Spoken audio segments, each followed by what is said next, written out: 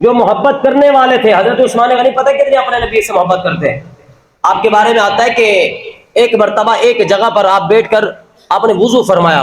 وضو کرنے کے بعد آسمان کی جانب دیکھ کر مسکرائے.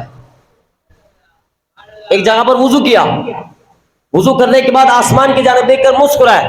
لوگوں نے پوچھا عثمان مسکرانے کی وجہ کیا ہے, مسکرانے کی وجہ کیا ہے؟ آپ نے فرمایا اگر پوچھنا چاہتے ہو وجہ مجھے بھی نہیں پتہ مجھے بھی نہیں ہے. فرمایا کہ پھر مسکرائے کیوں؟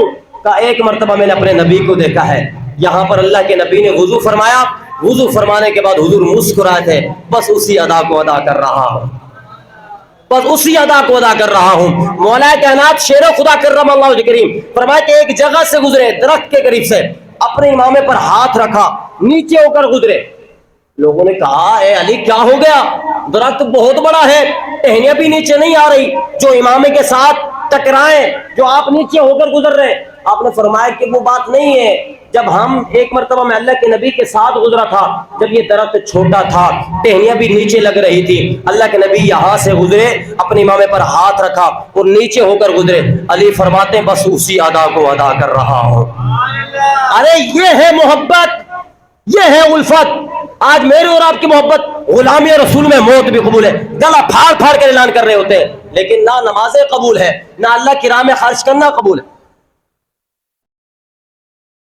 وہ اللہ کے بندو کہاں زندگی گزار رہے ہو, یہ بہت بڑا دعویٰ ہے. فرمایا کہ آج کا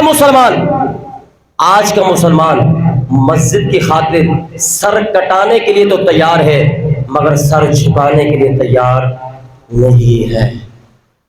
ایسا ہے یا نہیں ہے؟ مسجد کی بات ہو جائے تو وہ پتہ نہیں کتنے لوگ نکل آتے ہیں, یار یہ کیسا ہو گیا, اللہ کے گھر کا معاملہ ہے, اللہ کے گھر کا معاملہ ہے. ہر بندہ کہ آج کا مسلمان مسجد کی خاطر سر کٹانے کے لیے تو تیار ہے, مگر سر جھکانے کے لیے تیار نہیں. اللہ کرے یہ سر جھکانے والا بن جائے.